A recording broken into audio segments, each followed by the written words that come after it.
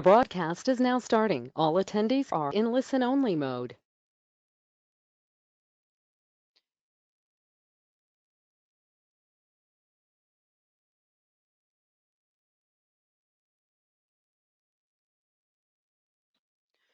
Good afternoon, everybody, and welcome to part 2 of the New York State Best Practices Navigating Uncharted Territory Caused by COVID-19.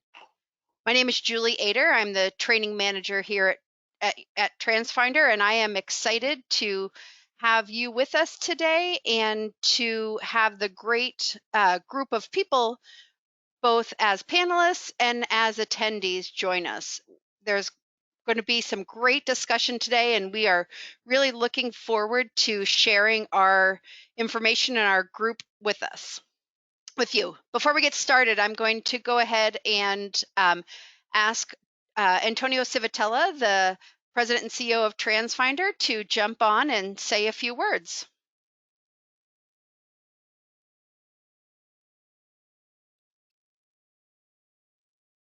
All right. Good afternoon, everyone. Thank you. We also have Dave on my cell. We're trying to get him connected, Dave Christopher. But I think we're going to be able to. He'll be able to hear us, of course, and he'll be able to speak. So we'll get that going shortly here. But welcome, everyone, to our today's best practice of navigating these uncharted waters, for sure, this territory caused by this coronavirus, and hopefully this will be over soon for everyone. I am Tony Civitella, President and CEO of Transfinder. This is our second best practice webinar for New York State Association for Pupil Transportation. I'm excited to hear. We have a large panel this afternoon, to really talk about what they're doing and really the leadership role that they've all taken on. They were leaders before, but now they're being asked to do a lot more things, of course, and excited about that. There's a lot of things here. We'll talk about data and also best practice website. You can just go on transfinder.com, and we're just updating that like crazy. And it's not just New York State. We're really updating it throughout the country. There's so much information that we're getting. And I can tell you, I'm very proud of the industry and how everyone has stepped up. And really, this is a huge challenge. No one asked for this. But clearly there's people are stepping up and really are making a difference. And we're seeing it on social media, so much good things. So keep up the great work. I do want to let you know that we still have that offer that's out there. It's a free communication tool. It's called StopFinder. So love for you guys to take the offer. If you need a product like that, it's totally free. And you don't have to be a client of ours. So I just let you know, whether you have a competitor or you just don't even have a routing system, it doesn't matter. It's a communication tool that you can blast to parents. And also, a lot of our clients are using it to communicate with the staff. So it's really cool stuff. Again, I don't want to make this a commercial because there's a lot of great things we got to talk about. You guys know who we are. If not, we're Transfinder. We're here in Capital District of New York State. We're proud to be here for 32 years. Again, a lot of good things here. I want to thank Dave Christopher again. Hopefully you can hear me on my cell, really to give us the opportunity. And really, you got a dedicated group. It's our backyard, it's our state, and we want to be here really strong and want to be here for you guys. So a lot of questions, please get them ready. So Julie, is it back to you now? Yes, it is. Thanks, Tony. All right. So like we said, we have a lot of great information a great discussion coming. So I am just going to start want to talk about a couple of different things before we jump into the discussion panel. I have a few success stories that I have to share from a couple of clients in New York State. And then we'll move right into our discussion panel. We have Al Valkovic, Lori Smith, Melissa Sandoval, Albert Karam, and Rick DeRico from Transfinder, who will be leading the discussion. Al and Albert are both from New York State, districts in New York State. Lori and Melissa are joining us from the state of Washington and the state of Texas. it's not just what we're doing here in New York, but we can learn from what others are doing across the country. So we're super excited to have all these people on the discussion panel, and I won't talk for too long so we can get to that. You do notice the last thing I have on there, the agenda, is Q&A, but please ask a question at any time. If Lori has some great story and you would like to find out more about that, or if you want a follow-up question, you can use that questions section of the control panel. Over where you see your name and the audio information, you'll see questions. Just expand that and you can type questions right in that section. Once the discussion starts, I will be monitoring that group of questions. So reach out, say hello, and please, let's make this really interactive. But like I said, I wanted to talk about a couple of success stories. Through the last few webinars we've been doing, we've talked about delivering meals, and we've talked about mobile hotspots, and we've talked about districts who are creating bus routes to deliver school supplies. One of the best ones, or my favorite ones I heard this week, was that Brighton School District out in the Rochester area. They are creating bus runs that have stops at the house of each senior. And not so they're going to be putting signs in front of the houses that say congratulations class of 2020 with the students' names on it. So that's sharing the joy. I have an 8th grader myself, and she's missing out on all the fun things at the end of middle school, the graduation things with middle school. It's a little sad for her. So I can imagine what those 12th graders are going through. This was supposed to be their best year of high school, and they're missing out on that now. So using the tools that our clients have to be able to bring a little bit of joy. Can't hold on to joy, but you can deliver it in different ways. Likewise, and I know we've heard a bunch about parade routes, Cattaraugus Little Valley School District, again out in the Western New York area, they went ahead and created a route for all the 3rd graders, and the 3rd grade teachers themselves went out and did the parade by all the students' houses. The younger kids, they need that. They love that interaction with the teachers. My 8th grader probably doesn't go in and hug her social studies teacher, but I know in 3rd grade, that was the first thing she did was when she got to school was to hug her teacher. So again, being able to share that joy is just so important for for our kids in this really tough time. So as we've been saying a lot here at Transfinder, and I'm sure all of you have been saying it, it's not business as usual, but definitely business is still getting done.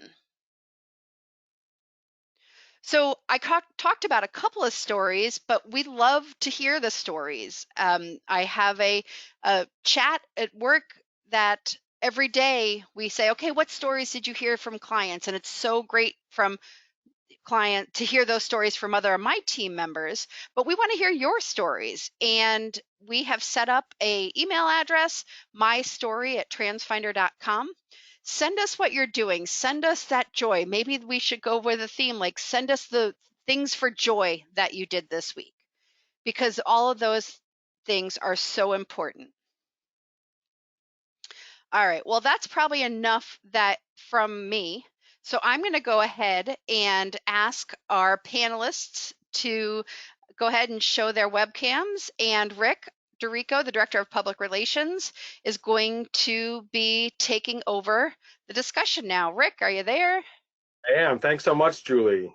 I want to do a sound check first, because I have gotten some folks that have commented that they can't hear. So can you just let us know if you can hear us, Julie? Can you just monitor that and make sure that folks can hear us? And I'll keep moving here. But thank you so much for that information, Julie. And those are definitely heartwarming stories. We're seeing a lot of those, and it's very encouraging. And I think that, and the reason why we're doing this is because I think districts also take ideas from others and build that into what they're doing. So that's what we want to do, is share a lot of ideas. Again, I want to thank everybody to our second best practices webinar with NYAP. And thank you, David Christopher, for partnering with Transfinder. on really what we believe is a very important initiative. Again, our goal is to share as many stories as possible. And you'll know on this, even though this is NYAP and we're focused on New York, we do have a couple panelists who are from as far away as far west as the state of Washington and as far south as Texas. And that's on purpose, you know, so that we can hopefully some of the New York ideas will spread the love across the country, and also vice versa. We can get some ideas from what you are doing in your states as well. As Tony mentioned, we are building this best practices page, and you'll find that anchored on our homepage, transfinder.com. So if you do have a story, please send it to mystory@transfinder.com, and it will most likely make its way into a webinar or on that page, and that's the goal. Keep building that page. Our panelists today each have stories that I think they're all different, and that's why we brought 4 different folks in, and they all have very unique perspectives on how they're approaching this crisis.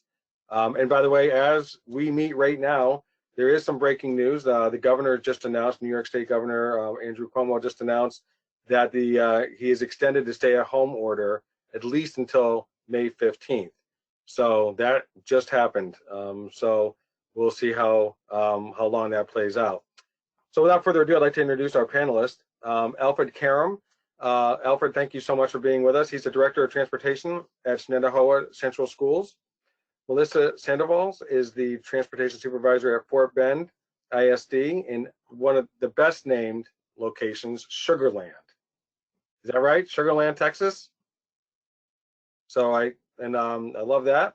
Lori Smith, she's the Transportation Supervisor at East Valley School District in the state of Washington, and Al Valkovic is the Transportation Supervisor at Santa City Schools right here in our backyard. So I just want to thank you all for participating in today's panel. I'm going to start off actually with Lori, and because I just like, you kind of set the table about just the importance of the yellow school bus. You had some wonderful comments, and I just want to share that to kind of get started, and then we'll move into, but before we do that, actually, Lori, can you just tell us a little bit about your district, the size, you know, how many buses you have, just something that kind of gives a sense of your district. Sure. So over here at East Valley, we're right Washington-Idaho border. Our town is actually called Otis Orchards, but we're part of Spokane County. But our school district, we have about 4,500 kids total.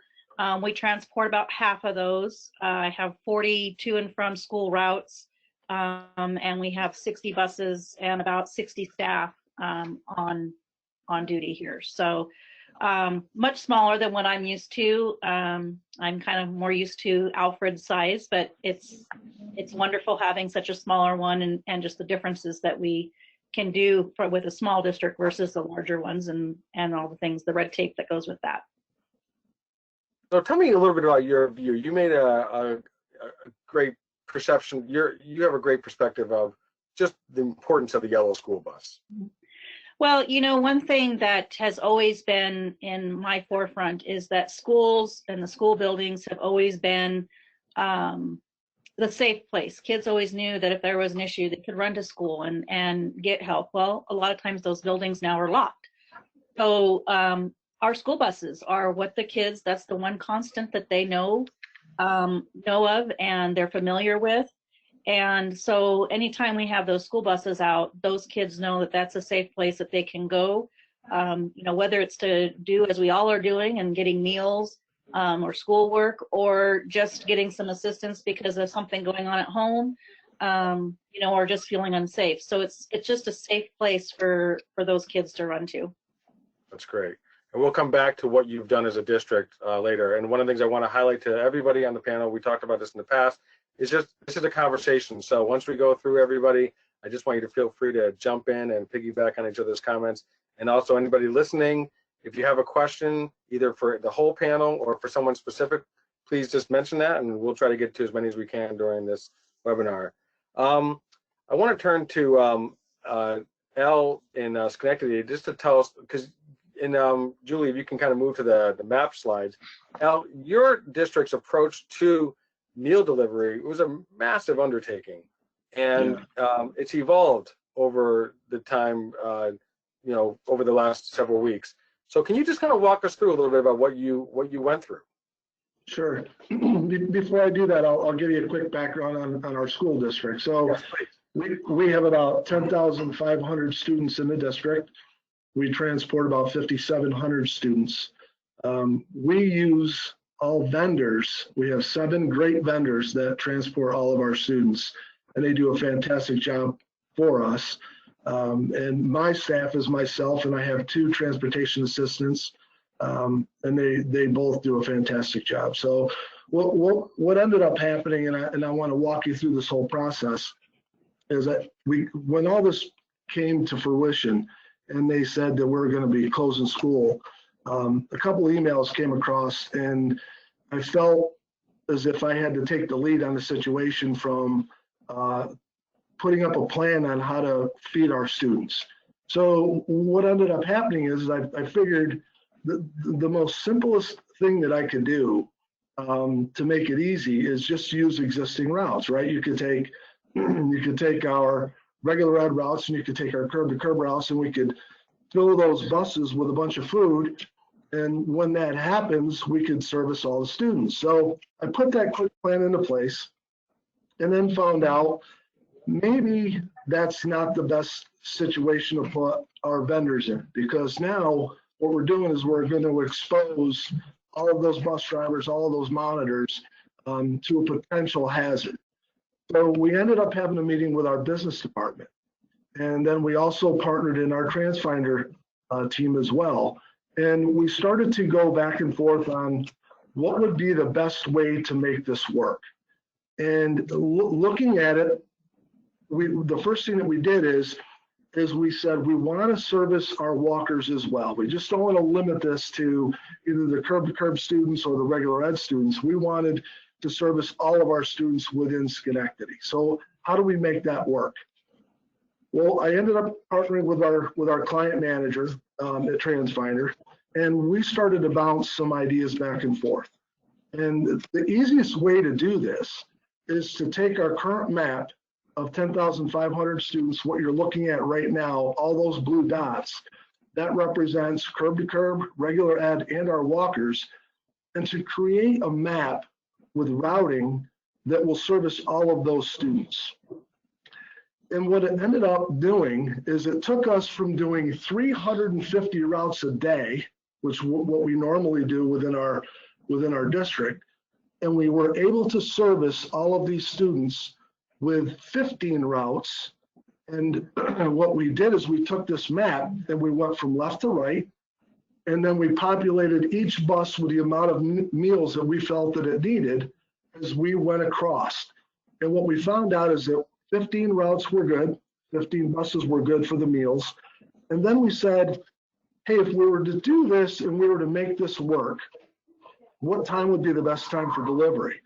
So we started our deliveries at 9 o'clock and then ended them anywhere between 12:30 and 1 o'clock. And again, those run routes. And then we said, well, what about those kids that may miss that location? They miss their meal. So then we started to think, hey, what about if we put a bus at each location for the schools? So now what we're going to do is we're going to have our routes that are out there servicing students at corner stops, and then we're going to support that by any students that miss their meal at the stop by putting a bus at their school that also has meals for them from 11 o'clock until 1 o'clock. And it took off. What ended up happening was if you look at this map, taking that, and then if you go to our next map, if you could scroll to the next map.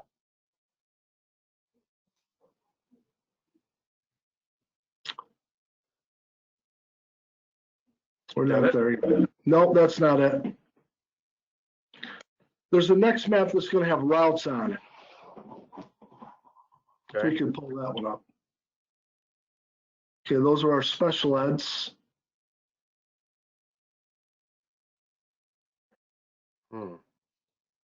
Okay, so we can explain to what we have done.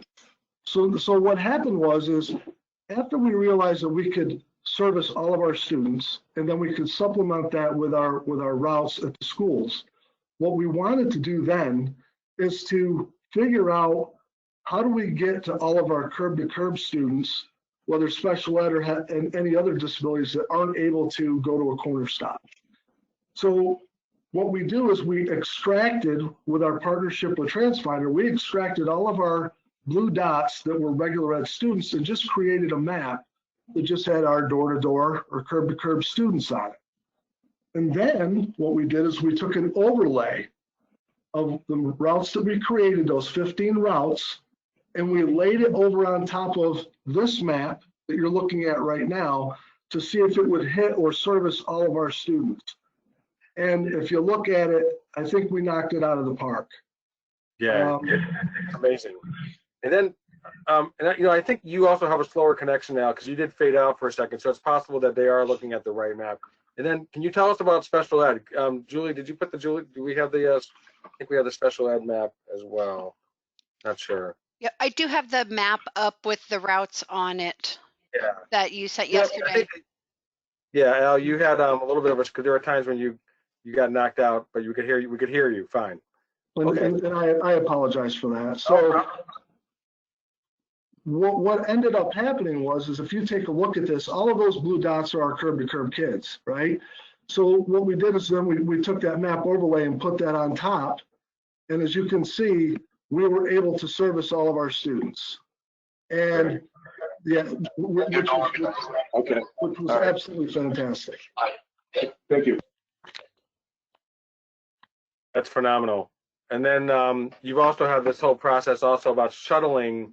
You have this relationship back at the kitchen, back with the food service folks, so that if a bus starts low, their supplies start to dwindle, that before you get to the bottom of that, they're replenishing those buses. Correct. So, and that's pretty simple. So what we have there is each bus driver, whether they're running a route or whether it's a school, they have the direct number for the cafeteria at the high school. And then what will happen is if they start to run low on those meals, they actually make a phone call back to the school. They prepare another 100 meals, and then they transport with a school vehicle from the school over to that location, and then they replenish. What's happened is if you take a look at and you track our meals, we started out on our first day with only having 400 meals. It didn't start off right. And then as we started to hone it and work better and get our messaging out, right now, as of yesterday, we were able to give 4,000 meals out yesterday. So the one thing that I can tell you is that going through this process, if you have the right partners and everybody's communicating, and then ultimately we get that communication to our students and our parents, we're going to be feeding a lot of kids. And I feel that this is going to continue to grow, especially hearing now that this is going to get pushed in the middle of May. We're going to continue to evolve to try to get better and better at this. And that's, I find to be very inspirational, is just that, and every district that we talk to, we just keep seeing, you try something, you add to, you went from, your percentages in terms of the number of students you were serving, you like quadrupled it within a week or two, and it just continues to expand and not settling. Rick, can I jump in? It's Julie. Before you move on, some people are reporting that GoToWebinar itself is having some audio problems. I think that's, the age we've all hit is that everybody's trying to communicate through these programs. So I apologize if there is some lag. It's kind of an overall GoToWebinar problem. I would like it though, if people are hearing us, just to say hello or give us a quick hi or a chat or something in the question section, just to make sure that everyone is hearing okay. So, and then I'll let you go, Rick. I think we're okay for the most part. All right, great. And Julie, maybe you could bang this out in a little message box, but I'll just say here as well, this will all make it on our best practices page. So if for whatever reason they can't hear it now, they'll be able to hear it when it goes on that page. I want to turn to Alfred. And first of all, largest district in our area, significant player in our region. And so you have, I really like you have a very unique approach to this entire crisis. And so first of all, just give us a sense of the size of your district, your massive staff, how many buses, that kind of stuff. And then, just your unique approach to this crisis. Sure, Rick. So I work for Shenandoah Central School District. It's located in Clifton Park, New York, not far from my colleague Al in Schenectady. We have 10,400 plus students. We go to about 60 plus different schools in district and out of district. We have a staff of about 300 employees, a couple of hundred drivers, about 78 bus attendants, mechanics, office staff, what have you. So it is a large district. Our campus is probably bigger than most state colleges here in the state of New York in terms of size. When we first, start reading the tea leaves about the shutdown might occur, and that was prior to March the 13th. My staff and I, we got together and we needed based on our continuity of operation that we had in place already, just for, should the schools have to shut down because of long-term, because of electricity being out or, other issues. We needed to build on that, right? So we came up with a transportation continuity of operations for this type of scenario. We also worked on a plan for the office staff that we would eventually determine who will be working remotely. So we had a plan for that as well. And then I grabbed our 3 dispatchers and I said, put your heads down together. I want a plan, because again, I'm looking into the future now, right? I'm not thinking about the here and now. The here and now is going to take care of itself. I want a plan to deal with driver shortage. So for us, we average about between 19, 22 drivers out a day. And like everybody else, we are experiencing, severe driver shortages as well. But I want them to put a plan together of what we would need to do if we have 25 drivers out, 30 drivers, 35, 45, and 50. Again, I'm thinking down the road. Should drivers not come back? Should we lose substitutes who are right now not being paid? I'm sure some of them are going to go and find jobs, and they may not come back to us. So I needed a plan in place to help us deal with when schools are open. That's where I'm operating at. Since prior to the shutdown and during the shutdown, I keep trying to live in the future, what it is that we need to do. So we also determined that our state DOT bus inspections will continue as scheduled. We have 12 buses that get inspected every week, 6 on Tuesday, 6 on Thursday. We also determined that our preventive maintenance schedule is going to continue on. So our mechanics became essential employees. Both shifts come in at the regular time, and they've been since the shutdown. We also looked at, if everybody goes home, all the drivers and bus attendants, well, what's that going to mean with our regulatory requirements for recertifications? And we have a lot here in the state of New York. For example, written test, behind the wheel, tests in defensive reviews, and some other things. So we made a decision that we are going to continue with those regulatory recertifications, irrespective of the shutdown. We sent our folks home with pay, and the expectation is between 8:30 to 3:30, they are on call. And if we call them, they become essential employees. Now, we did all that within the social distance and hygiene guidelines that were set by the CDC and then the state of New York. So just so nobody out there get the wrong impression. Bringing people in to do their testing, we did that by making appointments. So we did not have a lot of people here walking back and forth and what have you. We would also make sure we were wiping the buses down that we were using, desks, desktops, anything that employees were touching. We were wiping before, we were wiping after them to maintain a sanitary environment. We also continued on with our DMV abstract review, the driving abstract that we get from DMV once a year. with every driver, and we were able to get through that during the month of March, and we put the checkbox in that. And we continued with the, I think we have 3 new applicants that came to us during this time frame, and I did not want to turn them away. So again, we are continuing a regular training for new drivers, but again, within the social distance guidelines and the hygiene guidelines. That's great. I like how you said when we talked earlier about just, you know, when the district lights go back on, it's not going to be transportation that slows anything down. It's you know, you're ready to go. And I didn't tell this to people beforehand, but if you can't tell, Alfred is a Marine, and once a Marine, always a Marine. So a lot of that planning, you probably could tell that already. Melissa, Lori, I want to, Melissa, and then we'll come back to Lori because I want to hear about what you have done in your district. Let me go to Melissa first. And first of all, describe to us your district, but then also the fact that I want to kind of focus on your technology delivery. So 3,000 laptops door to door. But first, tell us a little bit about your district, the size, and then we'll get into some of the nitty gritty and how you were able to pull that off. Okay, our district's about 170 square miles.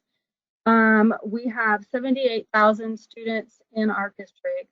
About 40-some thousand are bus riders, and we have about 550 employees. I'm trying to think what else was that you would want to know. I mean, that's okay. And then just talk a little bit about your technology delivery. Okay, so well, I got a list from the district, and I got a calling to say just to let us know that they had about 3,000 students that did not have, you know, some way to access for them to do schooling at home. So we were asked if they could provide laptops and how we would be able to go and do that. So we tried, and I mean, we were successful at delivering, but we delivered 3,000 door-to-door laptops. So what we decided is we could get about 120 laptops per cart. Well, not per cart, about 3 carts, and then it would total about 120. So we used special needs buses to be able to load those carts on and strap them down and then take them and deliver them. They would have about 3 employees on each bus. They would have an IT person and a driver and like a helper type person who could drive, and they could kind of take turns because this was an 8-hour day driving door to door, delivering these laptops. But I mean, they ended up giving me the list. I took those, and again, we figured out 120 to do door to door. I'm trying to think of what else. And did you use a mapping? Well, I used Transfinder and I mapped them, and we did it basically like a sped route door to door, and that's what we did. And there was only 4 of us routing, and we got them done in 3 days to route all of those routes in the 3 days. That's great. It was a lot. It's amazing what you can do when your back is against the wall, right? We're finding that out as well. I see a lot of heads nodding on that. So then, Lori, I like what you said. We talked earlier about regarding the food delivery, that teachers have actually stepped up to the plate as part of that. Tell us a little bit about that. And so basically, while we were delivering our food, we had teachers that would come in and, while following the CDC guidelines, would assist in, you know, putting the bags of food together, and then they would ride on the routes that service the schools that they teach at. And so it was a way for our teachers to go out and have some face-to-face time with the kids from their schools. It may not have been, you know, a particular student's actual teacher, but it was a familiar face that those kids knew, and just made them feel that much more comfortable about being at the bus, coming into the bus, you know, talking, and just really seeing how the kids are doing. And not everything, I mean, we talked earlier, you know, you looked at the possibility of doing hotspots, and in the end decided was not necessary. Correct. I got a hold of a company, got the information together, and sent that on to the superintendent and his council as far as a potential to use hotspots on the school buses, and have the teachers be there to help answer any schoolwork questions, those kinds of things.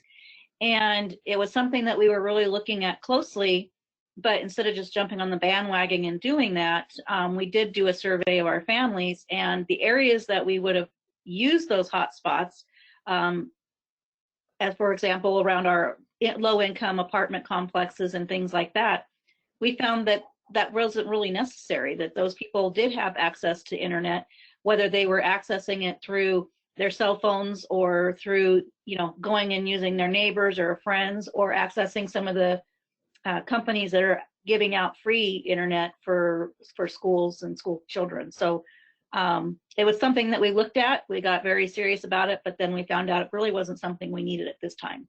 And what I liked about that story is that, that things do change. And so that you look at things, and then, sometimes you have to make, you make alternate plans. And one of the things I know Al and Schenectady had said in the past is just about being nimble, and I think you all would agree, you have to be nimble, you have to be flexible. Right. Absolutely. I want to go to a question from the attendees, and then I'm going to go back. There's one that it's really for either Alfred or Al, because it's a New York centric focus here. They're a New York school district, and they're wondering how either of you or both of you are handling your 19A compliance. Are you dropping drivers as they come due for testing? No, I am not. I am bringing them in. We're making appointments for them during the day. And again, we're practicing social distancing and proper hygiene of hand washing, what have you, and keeping the office spaces and the training room and all that sanitized. So we have not stopped doing our 19A requirements, SED requirements, or DOT requirements at all. We have to think for the future. When the light comes back on, we need to be able to roll. We're going to have problems anyway with potentially losing drivers and or bus attendants because people need money. So I don't want our lack of regulatory compliance to be an issue. And so no, we kept up on all that. And to be quite honest with you, we have not had any driver or bus attendant give us any hard time about coming in and doing that. They've been very, very much part of the team. They really want to be helpful. They want to do what's necessary. So that has not been an issue. Alfred, also, you also send them periodic pop quizzes. Yes, so we're doing that 2-3 times a week. And matter of fact, today, one of my colleagues and I, we did about a 18-minute voiceover presentation, and we send it out, I want to say around maybe 12 o'clock. And I've already gotten probably 24 emails thanking us for that, and keeping them engaged and keeping them focused on who they are as professionals. So yeah, we're trying to keep them engaged like that, keep their morale up, and keep their mind off of all this negative stuff that's going on out there. That's very good. Can I just add to that, Rick? I'm sorry. Just a follow up to that. Someone wanted to know, Al, how you were doing the DDR review. Yeah, without students. What it is for us is what we actually have vendors for all of our busing needs. So to piggyback on what Alfred was saying, mine is a little bit different, but what I do is I actually have conversations throughout the morning with each vendor, and we discuss the morale of their fleets, if they've lost any drivers or monitors, and we just want to make sure that we're keeping them whole. So the district has just kept that same focus like Alfred's district, is to ensure that we're paying our vendors, we're ensuring that we're following through with our commitments, and that we're being a good business partner. But that also means that our vendors have to make sure that they're staying closely with the 90-day regulations and going through the processes and interacting with employees, but doing it in a safe nature. So anything other than that, it would just be an additional piece for me. And let me clarify one thing on the DDRs, right? Defensive reviews, driver defensive reviews. Yeah, the regulation states passengers, and I will get in an argument with anybody who's going to tell me passengers are only students. Passengers can be bus attendants. Passengers can be other adults. And so that's how we're getting around that. We have passengers, right? We'll take a couple of other trainers, for example, who will act as passengers to get that defensive review done. Not going to fall behind on that. And I don't want to, get on anybody's case here, but to be honest with you, the states were too late, and they really haven't given us enough guidance on these types of decisions. And, we can sit and argue what a passenger is, but you're not going to convince me that passengers are only students. If you look on the side of the bus, it says adults and students. Very good. I like that. Alfred, real quickly, how are you doing the 873s, by the way, real quick? Again, anything and everything that we were doing before the shutdown, we're continuing normal operations, no different. Very good. I want to, this is a really thought-provoking question. I'm going to start with Lori and we'll just work down. Lori, Melissa, Al, and Alfred. Some states in the country are starting the conversation about potentially modifying the school day into 3 or 4 segments to reduce the number of students in the classroom and, adhere to social distancing policies.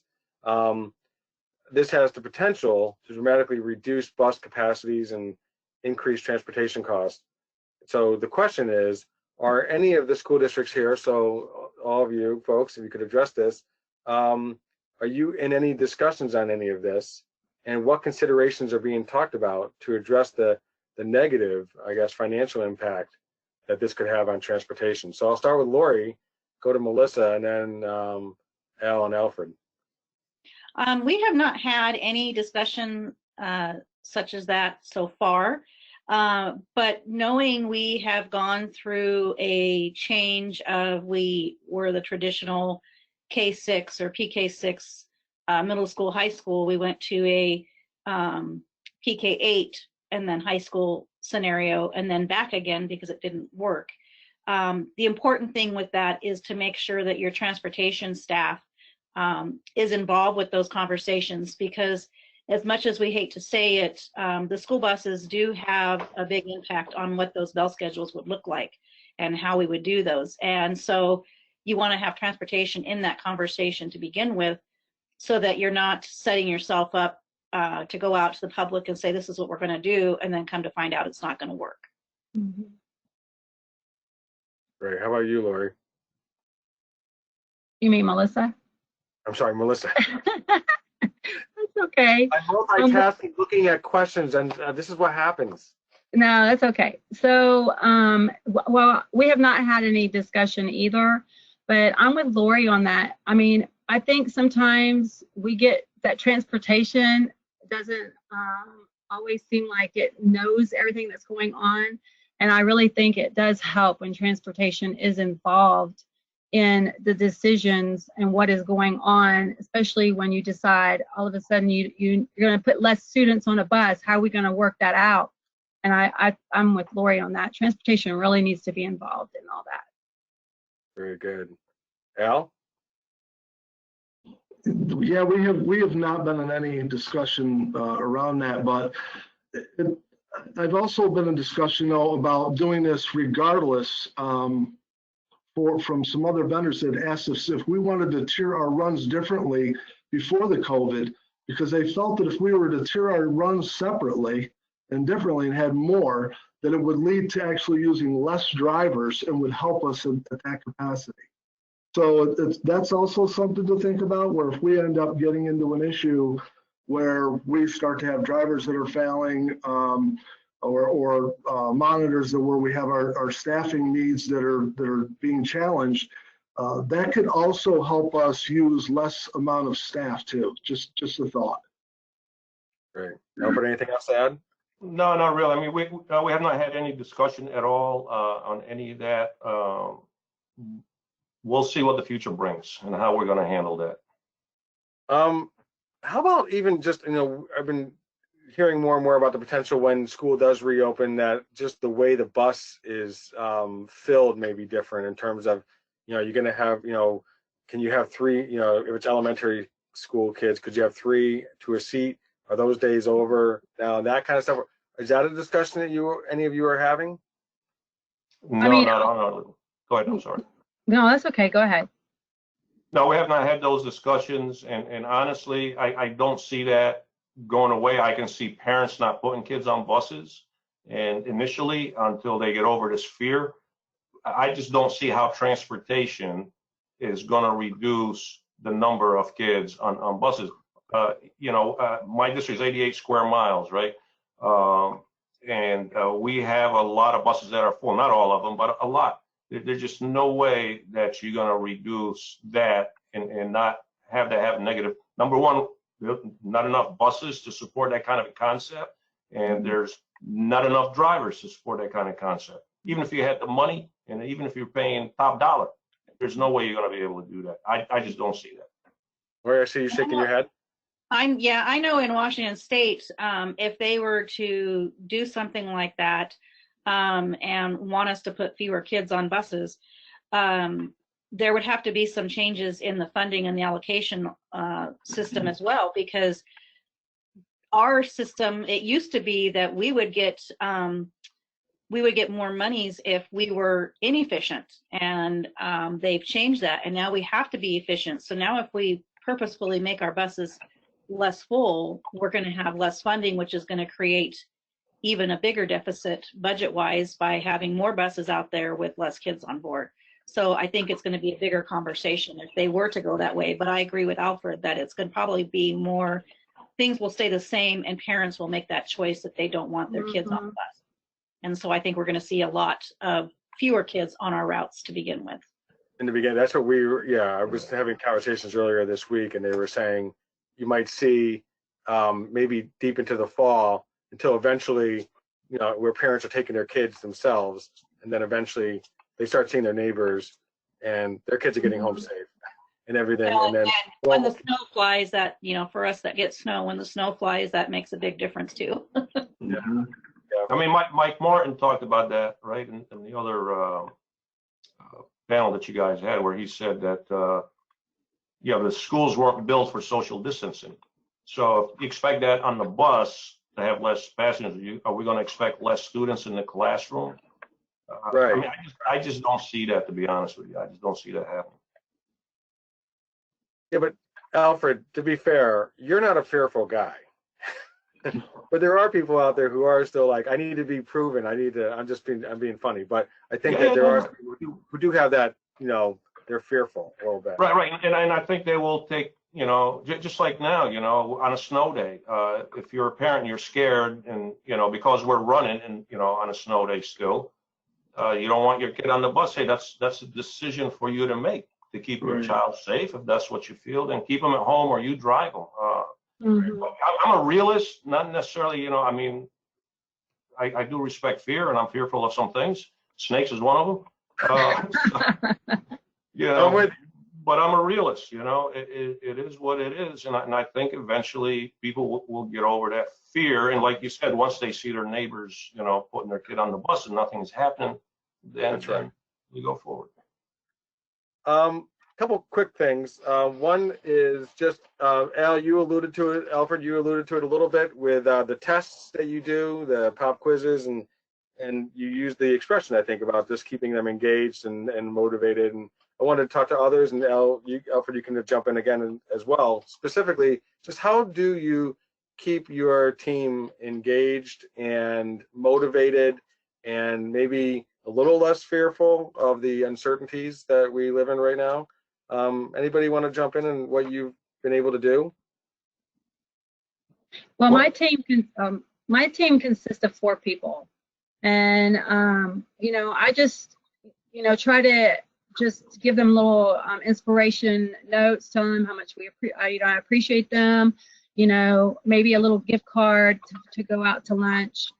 It's different when you have a whole, because with me, I'm a supervisor over routing. So that's the little things I can do to make it so that they know I appreciate them. It really is little things. I always say, the little things are not little, really. So that's a great takeaway. Anybody else? Rick, Yeah. one of the things that I do with my team is we actually meet the drivers at the pickup site for their food, for all their meals, and we engage them, of course, 6 foot apart with our masks on, but we pretty much go in there and engage them in conversation. We make sure that they know that they're not in this alone. We get everybody joking, laughing, and I think that it goes over very well. In fact, I was walking the line yesterday as I was going down the sidewalk, and there was a lady in front of me, and she turned around and she said, "Hey, are you going by that bus? Because the driver, that's Jose, and he looks forward to you going up to him every morning and saying hi."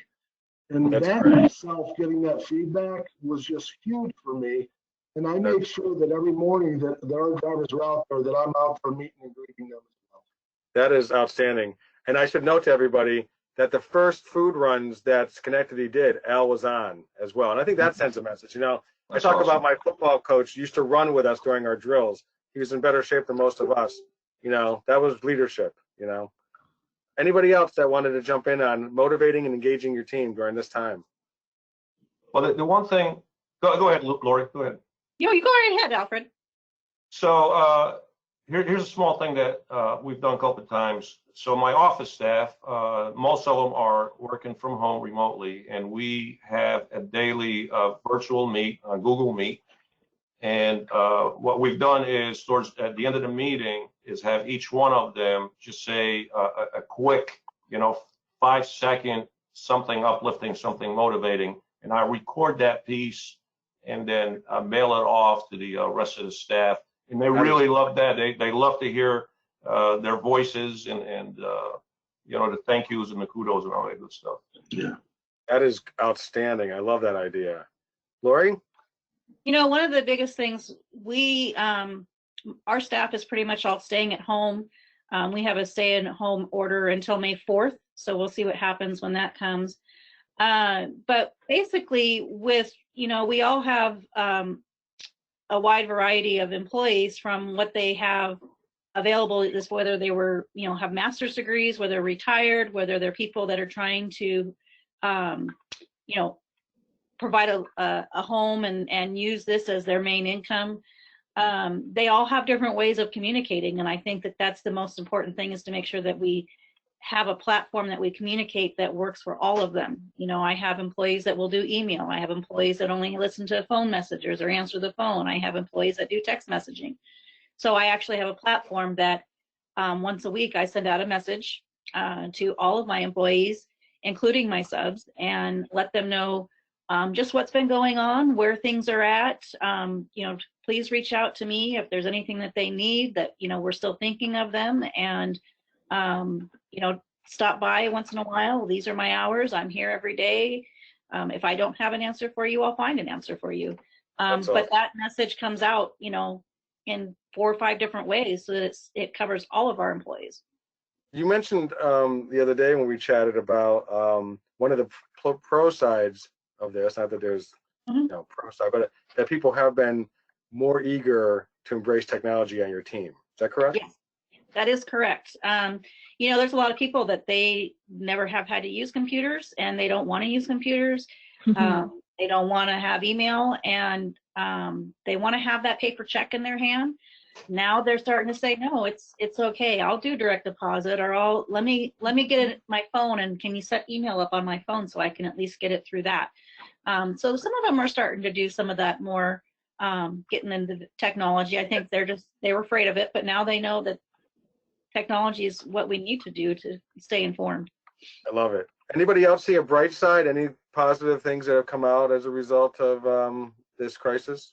Well, sure. We've seen an uptick in employees wanting to go on direct deposit, where before they were resistant to that. We've seen an uptick in employees wanting an email account from the district where there was resistance to that in the past.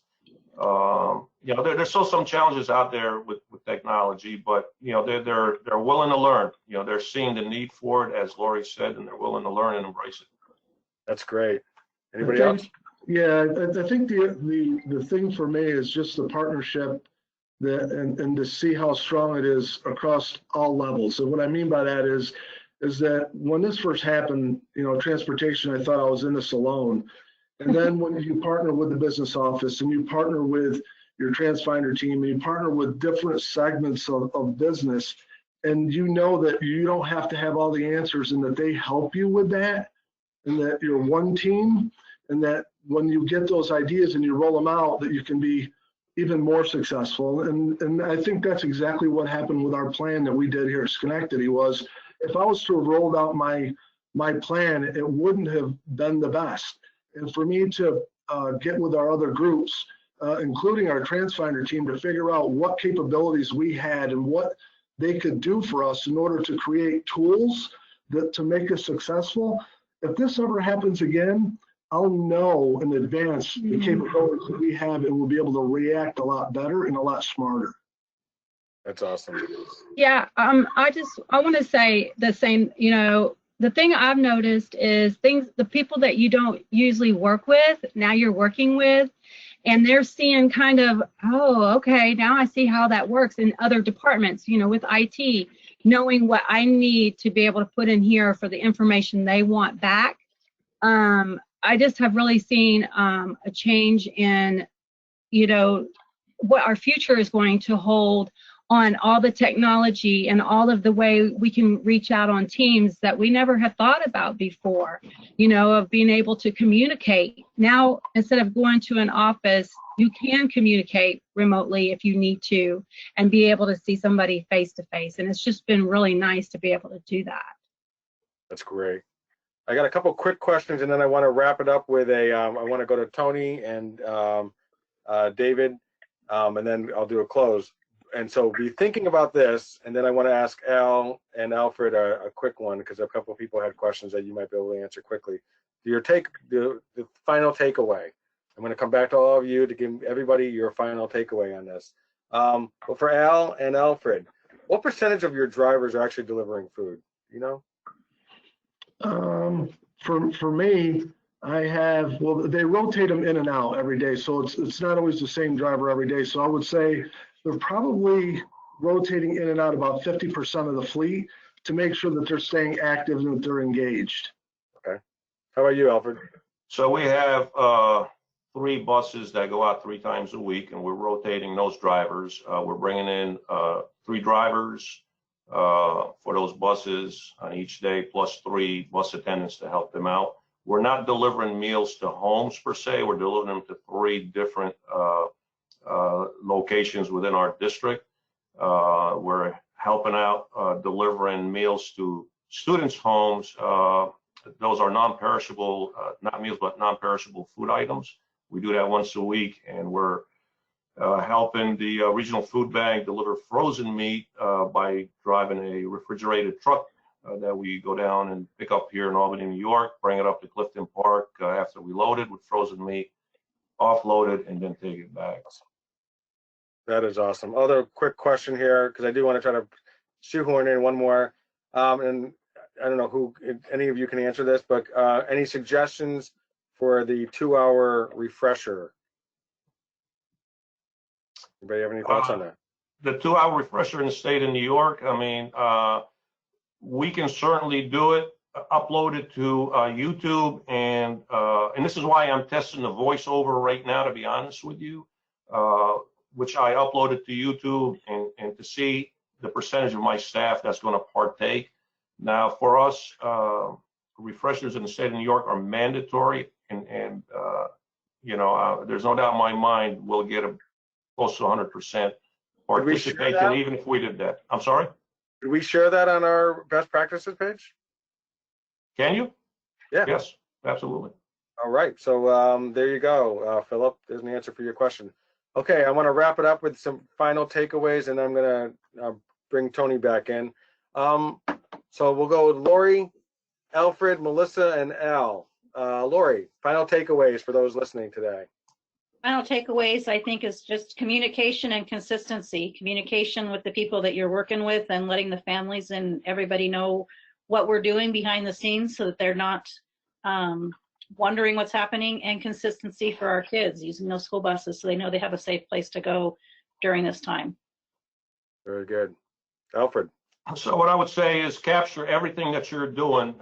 You know, a lot of the stuff that is COVID related, there will be some federal monies coming back, and I think we're all going to need every dollar that we can get. I know here in the state of New York we will, but make sure that you're looking at your plans, you're refining your plans, you're creating plans for the future with respect to these major types of operational disruptions or shutdowns. Keep your staff focused. You got to really think about how to use technology to do that.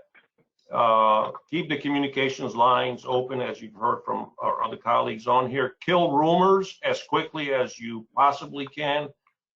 Don't jump on the first news bite. Like, for example, today the governor said he's extending the shutdown until May the 15th. Well, he didn't mention school districts. So as my superintendent says, always, the devil is always in the details. So we want to see his executive order, right? That says that. Although we do send updates via email, the email is a cold environment. I would suggest pick up the phone. If you have a team of supervisors, whatever, pick up the phone and call your employees. We did that, and that went extremely, extremely well. You know, we have employees that live alone. We have employees that have some severe family issues, and they're dealing with that right now on their own. So a friendly voice is helpful. You want to maintain that morale, lift their spirits up to the best of your ability. So that's what I would say to folks. Very good. That's great. Melissa. Yes, sir. I would say you do need to make sure you are saving everything for this COVID-19, that you're saving all of your mileage and payroll, everything. And the most thing I'm going to say, because this has been such a learning experience for me, is to be flexible, because you will change. When you're asked to do something, you will change it at least 5 to 6 times before it even gets right. So be flexible. That's it. Al? Yeah, I got a couple. And one of them is just be a positive leader. A lot of people out there are going through a lot of things, you know, our drivers and our monitors, things going on at home that we don't know about. And to keep your ears open, engage them in conversation, and let them know that they've got somebody to lean on. Be patient with the process, meaning don't just dive into anything, kind of plan it out, make sure that you've got input from all of your business partners. Make sure that you challenge them on their input and see if you can stretch that to the next level. And I think the last thing for me is just be flexible, and just make sure that you understand that it isn't perfect, and you're going to continue to mold this down the road and think you'll make it better and better and better. So when you start this process, it's not a finished product. It could take a couple weeks, but just keep adding to it and giving a good value add to our kids. That's outstanding. Thank you so much. Thank you so much to all of our panelists. Now I want to go back to David, Christopher, but before I do, I just want to say the comment section is talking a lot about the 2-hour refresher, and just to be clear that State Ed Department is also, make sure you go to that for a resource, because that information is still, I think it can be a moving target, it seems. And also we have links on our best practices page as well that'll give you that where to go to. We want to make sure that we're a resource to send you to the authorities. David, have a few words? Yeah, Rick, thank you very much. Can you hear me okay? Absolutely, you sound great. Okay, I'm on now. I wasn't on before, so. Sure, clean shirt. Great panel discussion. So from my perspective, this morning I was on Zoom meetings with 3 different chapters from all across our state. And many of the questions and concerns that came up in those meetings were identical to what we just talked about. this webinar. So certainly on point. A couple takeaways. You know, Al, the partnership stuff is so important. You know, I worked with Al for a while, and you know how important that is. I know that you live that. And Melissa, 78,000 kids, my gosh, with four routers. God bless you. So, you know, Rick, this is a great thing you're doing as far as, you know, this is a partnership between Transfinder and NYAPT and all the folks that sign on, and we certainly appreciate that. Appreciate what you've been doing here, putting these webinars together, and we hope to do a few more with you. This is all great stuff, and it certainly is helping all of us stay connected and you know, moving us forward. So all great information from the panelists. Thank you very much, panelists, for doing this. And I want to thank Tony personally for putting these together. So thank you so much. Thank you much. Thank you so much for that opportunity. Thank you. Tony, can you come on real quick? I'm going to hide out for a second so you can come on and say a few words to us. Ryan, thank you, guys. So many great takeaways, and again, you guys are the leaders here. And I don't want to repeat what you guys said because I would agree with everything. I think it was Al to be the leader, and I think you guys are all leaders. And you know, it's like there's this thing that we say all the time, right? Necessity is the mother of all inventions. I'm sure you guys have heard this many times, and it's true, because what happens is that, you know, you just have to do it, and leaders don't just think about it. They don't debate things. It just happens, right? It just happens. But I'm gonna tell you about a little bit of takeaway. I'm gonna give you a little personal story, and I think you guys will like this because, you know, again, the whole necessity. My mom lives a few doors down. I could literally go see her, but she's 77 years old, and we're, you know, trying to keep away from her. So I brought her an iPad, and of course, normally it's like, well, I don't want this stuff, you know. So I brought her an iPad, so that way we could have, you know, we could see each other, you know, for that kind of stuff. She could bring it also to my 94-year-old grandma too. And so of course, she would have not. So I wrote her step by steps. I give her like 3 steps what to do and click on. Guess what?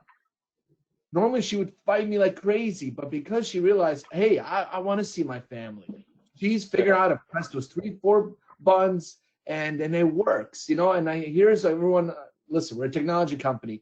There's this huge fear of technology, but look, I bet most of you guys, I mean, I know you guys do a lot of these webinars, but this has become the norm now. So I hope the takeaway, there's so many great takeaways. As a technology company, I hope we have less people that fear technology at the end of this thing right here. And I really do believe it will happen, because guess what? We may not be able to, you know, have meetings face to face. We have to figure out how to be more efficient with emails, sending texts, right? I mean, I'm a people person. I can't believe I'm even functioning from my house here like this, and I am. And I've learned to, hey, just get it working. So I hope that would be the biggest takeaway as a technology company, that everyone just gets elevated. It's not like, well, he's 20 years old, that's why he knows how to use technology. No, that's not an excuse. We're all very smart. You know, maybe we're not 20 anymore, but doesn't mean we should be intimidated. I really hope, and I really see it already with my 77-year-old mom. She's figured, guess what? She had to figure out. I give her a little printout, and I keep asking her, where's the printout? Well, I don't need it. So I just want to tell you, I'm grateful to be with you guys, and it's exciting. You guys are not only you're saving lives, you're making a big difference. So keep up the great work, everyone. Thank you. Thank you. Thank you. Thanks so much, Tony. I'm going to be just a voice. I'm the guy behind the curtain. I just want to thank everybody again, the panelists, so much for what you've done. Thank you again, David, for making this initiative possible. Just stay tuned for further details on webinars and our best practices page. I just want to reiterate, if you do have a story, please share it with us. Please go to mystory@transfinder.com, and we will definitely follow up with you, and it may be included on our best practices page or a future webinar. So with that, I just want to thank everybody for attending, and have a great rest of your day. Thank you. Thank you. Bye-bye.